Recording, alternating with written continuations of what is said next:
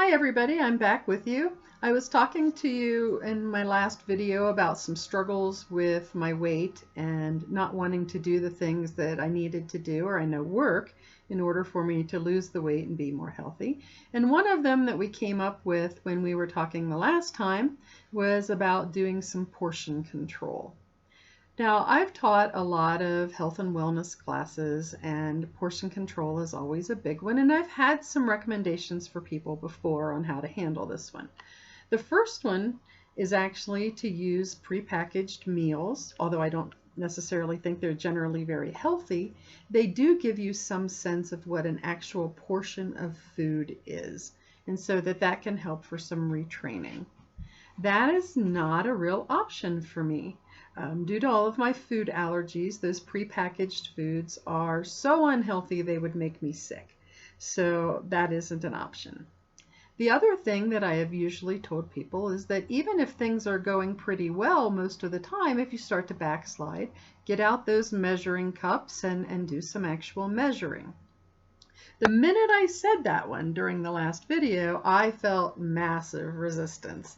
I don't want to do that. I don't want to say that to you because then that's going to mean I have to do that. Otherwise, I'm a fake or a fraud.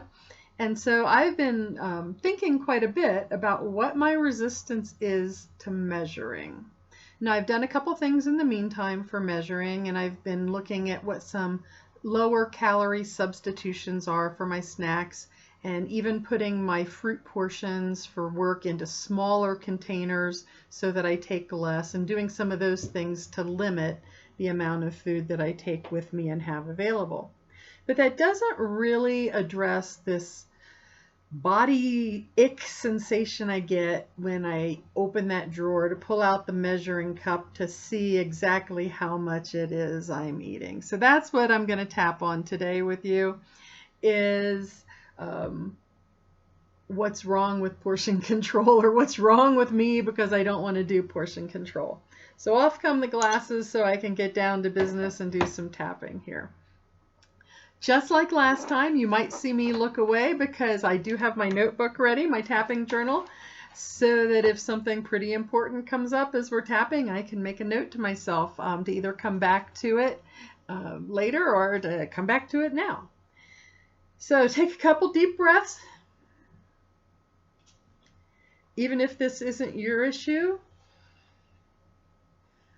you can borrow benefits by deciding what your issue is and tapping along, even if you're just using my words. So I'm going to start on my karate chop point. Even though I feel this massive resistance to thinking about or doing portion control, I deeply and completely love and accept myself anyway. Even though I feel this massive resistance, I don't want to do it. I don't want to measure it. I don't want to limit it. I don't want to even think about it. I accept me with all of these quirks and resistances and idiosyncrasies.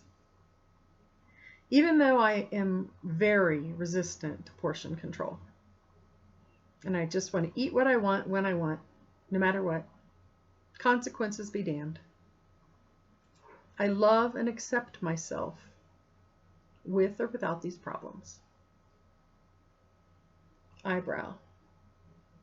I'm resistant to portion control. Side of eye. I'm resistant to portion control. Under the eye. This resistance to portion control. Under the nose, resistant to portion control. Chin, I'm resistant to portion control. Collarbone, I'm resistant to portion control. Under the arm, I'm resistant to limiting my portions. Top of head, I'm resistant to limiting how much I eat. Eyebrow. I don't want to measure it. Side of eye. 'Cause then I'd be thinking about it. Under the eye. And I don't want to think about it. Under the nose. I want to just eat. Chin. And that's really true when I'm upset. It feels like I don't have time to measure. Under the arm. Of course, that's silly, but that's what it feels like when I'm upset. Top of head. I want food, I want relief, and I want it now. Eyebrow. And there's the problem. Food works. Under the eye. Most of the time, the more the merrier. Under the nose. I can just keep eating until whatever it is I don't want to feel goes away. Chin. Sure, I regret it later. Collarbone. I might even feel physically sick later. But food is reliable and it works. So if I were to measure eyebrow, what if there wasn't enough to make that feeling go away in whatever cup or spoonful I've measured out? Side of eye. That doesn't feel so good.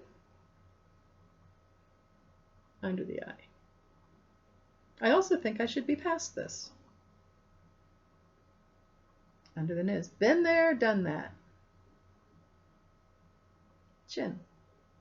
And it was successful. Collarbone. But now that I'm not doing it, I'm not so successful anymore. Under the arm. So I know I need to go back to it. Top of head. I just have to get till I want to go back to it.